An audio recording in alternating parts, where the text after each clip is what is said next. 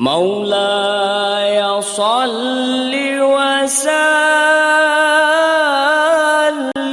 دائما أبدا. Assalamualaikum warahmatullahi wabarakatuh. Selama di Mekah, di Madinah, alhamdulillah saya tahadus bin nikmah banyak sedekah ke jamaah nikmat sedekah. Banyak sedekah ke jamaahnya Masjid An-Nida TPI.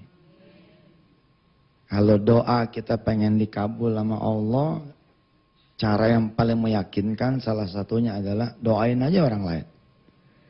Kalau kita doain orang lain, insya Allah doa itu kembali kepada kita dalam keadaan yang mendoakan adalah malaikatnya Allah Subhanahu Wa Taala.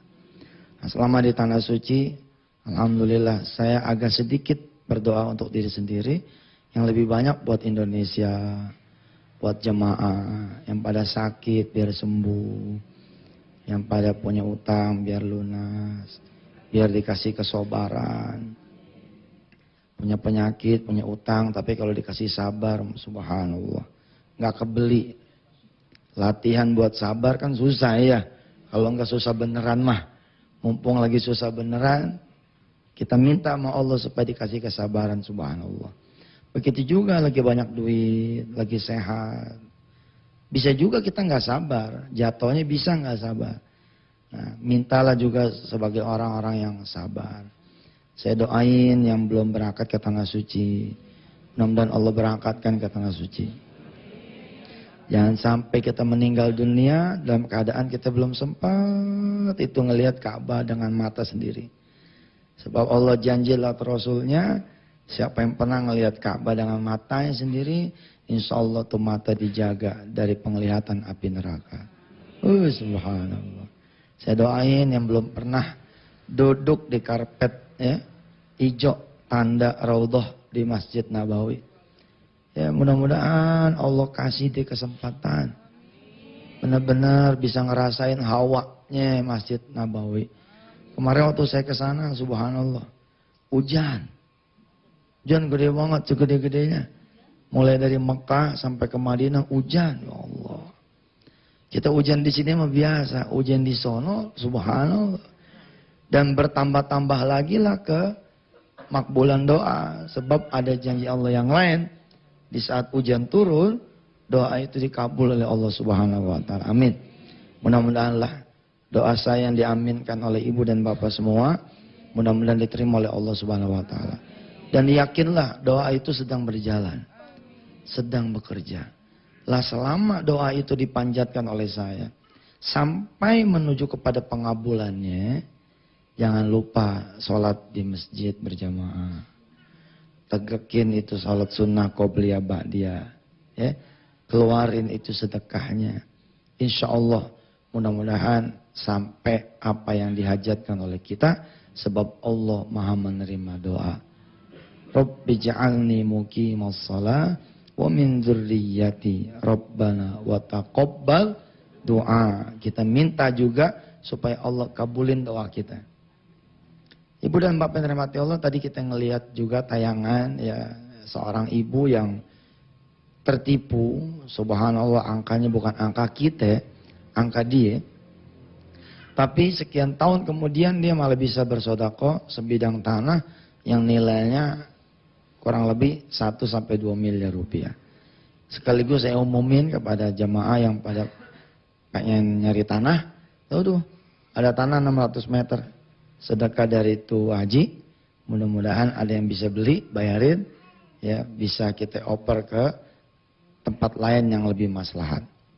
Wabakdu ibu bapak yang dirahmati Allah, saya dapat kisah ini dari Haji Mukhtar Sum. Saya kangen sama dia. Dulu waktu syuting salah satu sinetron yang sempat Allah kasih amanah kepada saya, kita ngobrol-ngobrol. Saya jadi ingat ini karena kemarin waktu saya di Al-Hay'ah di Tahfizul Quran di Jeddah. Jadi kemarin kan saya membawa misi kita juga nih.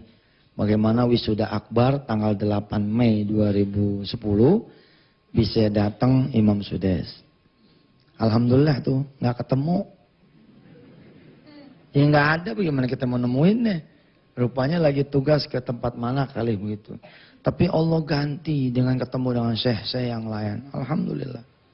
Insya Allah deh yang bakalan turun nggak bakalan kalah. Paling kagak kita punya Syekh Ali ya kan. Kalau kepepet udah insya Allah deh. Ada Syekh Ali. Syekh Ali juga itu turunan siapa ya? Masya Allah. Turunan Ali Jabir Imam Haramain. Saya saking penasaran sama turunannya beliau tuh, saya beli itu CD-nya. Saya beli CD-nya, saya setelin, Masya Allah. Saya bilang begini sama Allah, kenapa kita nggak bersyukur ya? Kita nyari saya yang nggak ada. Saya yang ada kita nggak rawatin. Jadi bismillahirrahmanirrahim, saya umumin kepada pemirsa, ya udah. Ada Imam Sudes, alhamdulillah. Nggak ada kita cari imam yang lain. Kalaupun nggak ada juga yang lain, bukan berarti jadiin Syekh Ali jadi bemper, tidak. Syekh Ali jadi bintang yang paling utama ya. Karena dia adalah sebaik-baik juga penghafal Al-Quran yang lagi ada di dekat kita. Insya Allah. 2 hari berturut-turut kemarin ya, ada Syekh Ali ya, alhamdulillah. Alhamdulillah, yang ini Syekh Ali Mansur ya. Separo. Lah, habis dari sana saya ketemu juga dengan sahabatnya Ustadz Effendi ya dari Mahat Utsmani. Beliau punya lembaga namanya Al-Hay'ah Al-Khairiyah Lizawaj. Kita kayaknya belum punya itu. Sebuah lembaga yang kerjaannya ngawinin orang. Jadi ngebiayain buat ngawinin orang. Kita belum punya tuh. Belum bikin ya. Ada sih, tapi bukan lembaga. Bentuknya spontan-spontan gitu. Kayak pemerintah bikin nikah massal. Jadi inget dah tuh. Karena beliau bercerita ada satu makam, satu kuburan yang begitu diangkat. Itu kuburan pengen dipindahin. Ternyata si mayit lagi keadaan sujud. Subhanallah. Kalau kita ceritanya ya, kalau umpama kata, kita bilang sama istri kita nih. Ntar ya kalau kita dikubur nih tanggal 1 umpama. Tolong tanggal 8 dibuka. Kira-kira lagi ngapain tuh? Enggak lah, insya Allah ya enggak. Masa iya sholat subuh kita sia-sia sih, ya kan? Positif sama Allah juga termasuknya doa. Kita positifin aja diri kita bahwa nggak akan deh sisa kubur mampir. Kenapa? Karena kita sempat ngapalin tabarok. Oh itu kudu yakin. Kalau nggak yakin, itu nggak bertuah nantinya. Kudu yakin. Nanti ada serombongan lagi anak-anak penghafal Al-Quran yang ibu pada biayain, ya, yang bapak pada biayain. Nanti itu nyelamatin kita, ya. Ya tapi bolehlah kita kemudian khawatir juga. Jangan sampai ya di kuburan keadaan kita dicincang habis. Bahkan sebelum masuk kuburan. Ada orang-orang yang dihabisin sama Allah sebelum masuk kuburan. Yakni pada saat sekaratnya. Setelah sekaratnya, sebelum dikuburnya. Masya Allah. Bahkan ada orang yang sejak hidupnya juga udah dihabisin sama Gusti Allah. Ya udah. Menjelang segmen yang saya pertama ini habis. Kita coba beristighfar dulu di pagi hari ini. Kita mohon ampun pada Allah Subhanahu wa taala. Mudah-mudahan Allah ngampunin apapun yang menjadi dosa dan maksiat kita. Dosa dan maksiat orang-orang tua kita, anak-anak kita, keluarga kita, guru-guru kita semuanya. Qulu jami'an astaghfirullahalazim. Astaghfirullahalazim. Astaghfirullahalazim. Min kulli dzambin azim wa atubu ilaih. Kita terusin cerita tentang yang saya mau bawain, tapi habis commercial break yang berikut ini. Silakan. Ya, itu kira-kira cerita ini diceritakan ke saya tahun 2006 oleh Haji Mokhtar Sum. Lagi nunggu syuting tuh dia cerita.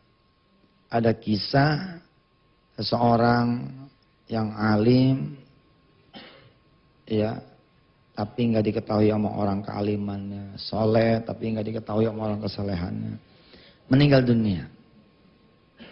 Begitu dibawa nih sama keluarganya ke tepian kuburan, lalu dibuka nih jenazah punya kurung batangnya dan diturunkan oleh dua penggali kubur. Konon diceritakan oleh Haji Mukhtar Sum, ini si mayit nih, si jenazah ini tiba-tiba ditemukan oleh dua penjaga kubur nih, oleh dua tukang gali kubur,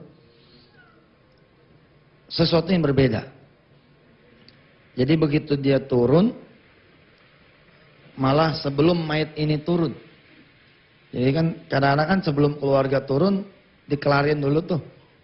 Ini baru jadi tempat kuburan nih, belum jadi tempat asli, belum. Mayatnya belum datang. Itu si dua penjaga kubur ini, si dua penggali kubur ini pada terpana semua.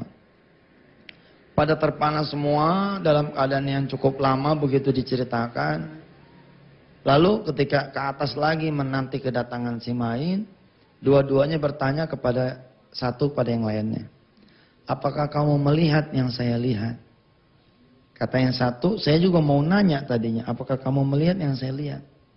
Emang apa yang kamu lihat? Kata yang satu, saya kok melihat tempat ini kok luas sekali. Indah, wangi, segar, banyak makanan nih, banyak minuman nih. Udah siap pelayan-pelayan seperti mau menyambut kedatangan seorang raja. Sama, saya juga seperti itu. Siapa gerangan ini yang bakalan datang? Ternyata orang biasa.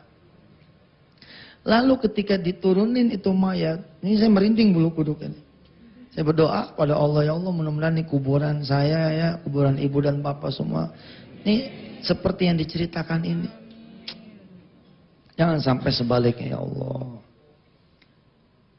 Lalu kemudian bertanyalah si ahli kubur ini, si penjaga kubur ini, si penggali kubur ini kepada keluarga.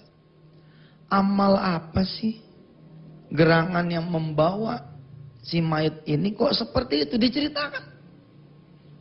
Ternyata beberapa waktu sebelumnya si fulan ini punya duit buat pergi haji. Tapi hanya cukup untuk bertiga. Sedangkan anggota keluarganya itu berempat. Di mana yang satunya adalah anak angkat. Paham ya? Yang satunya anak angkat. Cukup biaya haji buat berapa orang? Buat bertiga. Yang satu anak angkat. 4 sebenarnya. Lalu si ayah ini menjadi gelisah. Menjadi khawatir. Karena nih anak angkat nggak tahu bahwa dia ini anak angkat. Kalau sampai nggak dibawa, ntar bagaimana gitu judulnya. Akhirnya dia mengalah. Dengan alasan dia sakit, berangkatlah kemudian ibu bersama 2 anaknya ini. Kau temanilah ibu kamu. Kau temanilah itu ibu kamu pergi haji. Biarlah bapak menunggu di sini. Dia mengalah. Rupanya perbuatan itulah yang membuat Allah menghadiahkan di alam kuburnya seperti itu. Subhanallah. Ini Masya Allah. Itu keindahan. Keindahan di dunia saja sudah membuat orang-orang banyak terpesona. Apalagi kalau kita cerita-cerita amal-amal soleh yang di alam kubur. Nanti begitu kita meninggal dunia nih, waduh ya Allah, itu ada ular gede benar. Depan mata kita nih ular. Break. Sampai kita nanya sama nih ular. Kamu siapa? Nih ular ketawa. Emang kelihatannya siapa? Ya iya ular. Emang kelihatannya apaan? Si ular jawab, saya adalah wujud keburukan kamu ketika di dunia. Makin besar kita punya keburukan, makin besar itu ular. Ya Allah. Saya sih nggak mau ngambil resiko nih cerita bohong. Nggak. Banyak orang kan ya, oh cerita hadis-hadis alam kubur mah ada yang benar. Iya, kayak udah pernah ke sono aja. Iya, kalau nggak benar, kalau benar gimana? Daripada repot. Kita nanya ini siapa? Ini apa? Lalu si ular ini jawab, saya adalah wujud keburukan kamu ketika di dunia. Makin besar keburukan kita, makin besar itu ular. Makin panjang kita punya daftar keburukan, makin panjang itu ular, gak kelihatan buntutnya di mana. Akhirnya tuh ular siap-siap menerkam kita. Begitu mau menerkam kita, kemudian muncul ular-ular kecil. Sebagai wujud dari kebaikan kita. Berantem dan nih mani ular gede. Itu kata siapa? Kata nenek saya almarhum. Ini cerita sama kita cucunya zaman dulu. Tapi emang cerita-cerita orang-orang tua zaman dulu kan disandarkan kepada sanadnya emang benar. Terus apa kata nenek saya dulu? Habis tuh ular kecil dimakan sama ular besar. Ular kecilnya emang terlalu kecil. Sholat kita begini modelnya. Allahu Akbar. Ada yang lewat. Beneran. Coba situ sholat di Masjidil Haram. Istighfar terus. Jangan kata di Masjidil Haram nggak bisa ada dosa. Bisa dosa. Lagi lewat orang Jordan lewat. Innalillahi wa inna ilaihi raji'un. Ya Allah. Kita nggak nengok. Kelihatan. Makanya pantas kalau di Arab itu kudu pakai cadar. Sebab kalau nggak pakai cadar orang semasjidil Haram pada nengok. Saking cakepnya. Kalau ada orang lewat satu, yang cakep dua. Bayangannya juga cakep. Nah sholat kita kayak begitu tuh modelnya. Ada orang hitam lewat, hitam amat sih. Lemah, gitu. Lemah. Sedekah kita gede nih, udah kayak kayu mahoni yang ukuran 20 tahun. Gede sedekah kita. Tiba-tiba ibunya nyap-nyap. Ibu tuh yatim nyap-nyap sama kita. Akhirnya kita balik nyap-nyap. Lu tuh ya, gak tahu syukur. Anak lu lahir, gua yang biayain. Anak lu gede juga gua yang biayain. Laki lu tuh, wah udah nyap-nyap. Akhirnya tuh kayu mahoni yang 15 tahun gedenya tuh, tiba-tiba jadi ular kecil lagi. Amal kita kayak gitu tuh. Habis dikasih penyakit, nggak sabar habis. Nah ularnya terlalu gede, habis kita dimakani. Al-qari'atu mal-qari'ah, wa ma adraka mal-qari'ah. Terus?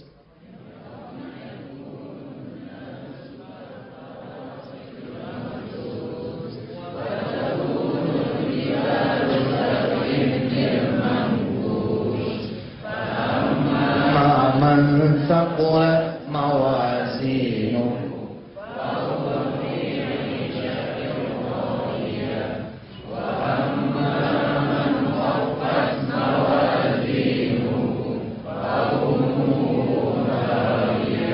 wa ma adraka ma hiya narun hamiyah. Kalau yang menang nih ular gede, habis kita. Kalau yang menang ular kecil dari kita, menang dari kita. Saat itu udah nggak ada lagi penolong kita. Ini si ular besar menyeringai sambil bertanya, mana lagi kebaikanmu wahai fulan? Udah siap-siap maju, udah datang serombongan ular lagi dari kanan, dari kiri, dari depan, dari belakang. Ini si ular nanya, dari mana nih? Yang satu bilang, si fulan pernah ngasih semen 1 sak di masjid yang sedang kami bangun. Karena itulah itu tiang tertegak. Lalu tiang itu menjadi penopang 10 tiang yang lain. Berdirilah kemudian masjid dan kamilah amalnya sampai kiamat. Lalu si ular nengok lagi kepada yang satu, kamu siapa? Si fulan pernah membantu biaya bersalin seorang yang tidak punya lagi suami karena ditinggal oleh suaminya. Tidak lagi punya duit untuk biaya bersalinnya. Lalu si fulan ini pernah datang memberi bantuan walaupun tidak banyak, hanya 5.000. Tapi 5.000 itu menjadi penggenap 500.000 biaya bersalin di bidan. Lalu anak ini kemudian menjadi ulama, maka mengalirlah pahala si anak ini kepada si fulan. Walaupun sedekahnya hanya 5.000. Terus si ular nanya, nggak sempet dia. Interview aja udah habis tuh waktu. Kita udah dikipasin malaikat deh. Tuh. Ketika kita kurang, kita mesti pintar. Sholat malam kita kurang, kita cari pesantren yang ada sholat malamnya. Ganti kainnya tuh santri-santri pakai kain kita ya. Kenapa begitu dia pakai kain kita, lalu dia berdiri sholat malam, kita dapat pahala sholat malamnya dia. Keruan kita emang gak bisa jadi imam karena suara kita belepotan, hancur lebur. Kalau kita azan emang paling jago dah. Kalau kita azan orang pada datang ke masjid. Tapi bukan pengen sholat, pengen tahu siapa itu yang azan.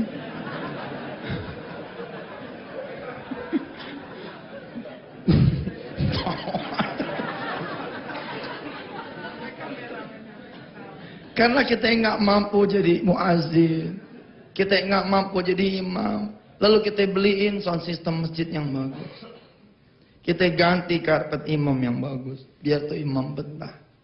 Kita kasih wewangian saben mau Jumatan, semprotin sesap, 2 sap, 3 sap terus. Kita memang tidak sanggup jadi imam, tapi perbuatan kita itu dianggap jadi imam. Kita nggak sanggup jadi muazzin, tapi mic itu bersaksi. Kalau nih muazzin nggak pakai mic yang dari kita, mungkin teriakannya jadi nggak kenceng. Begitu pakai punya kita, alhamdulillah jadi kenceng. Kita nggak sanggup pergi haji barangkali karena pekerjaan kita. Aduh ya Allah, kalau kita tinggal. Tapi kemudian kita berangkatkan orang lain haji. Yang begini ini. Ada cerita lagi masih tentang alam kubur. Sebutlah namanya Agus. Ini bukan nama Agus yang ada di sini ya. Yang di sini kan namanya Haji Agus ya. Ini Agus namanya, meninggal. Ndilala saat itu ada 2 Agus. Yang satu Agus kaya, yang satu Agus miskin. Yang meninggal yang saya ceritakan ini Agus kaya. Dia pesenlah kapling yang ukuran 1 tahunnya 1 juta. Kalau kita kan yang 25.000 sepanjang hayat. Ya, begitu ada yang datang yang baru kita digeser. Itu kuburan kita itu. Ini Agus nih pesen nih kapling yang kaya. Kapling yang kaya belah kanan, kapling yang miskin belah kiri. Rupanya si penjaga makam malamnya habis nonton bola. Begitu datang rombongan si kaya, udah disiapin, sama-sama disiapin. Cuman si Agus miskin telat datangnya. Yang duluan datang si Agus kaya. Gitu datang di alam kubur, datang di pekarangan kubur, datang di pekuburan, dia nanya, Assalamualaikum, dari mana nih? Ini kami dari keluarga Agus. Oh kiri, lupa nanya, ini Agus kaya, Agus miskin. Lah karena belum pernah ada yang dikubur, kiri juga semua. Kalau udah ada yang dikubur kan lain loh. Enggak, gue pernah di sini nih. Oh, paling enggak begitu, pernah di sini. Kanan enggak nih kiri ke pekuburan orang miskin. Kita nggak tahu riwayat seperti apa cerita si Agus ketika hidupnya. Tapi begitu seluruh keluarga Agus ini datang ke tepian kuburan, mereka nggak sanggup melihat apa yang terjadi di alam kubur itu. Belum diturunin. Emang apaan yang terjadi di dalam alam kubur tuh? Sampai semua keluarga si Agus minggir. Melompat, menghindar itu lubang. Apa yang terjadi? Jawabannya rebok besok. Hari Selasa ini kita cerita yang lain. Biarin deh tuh, penasaran.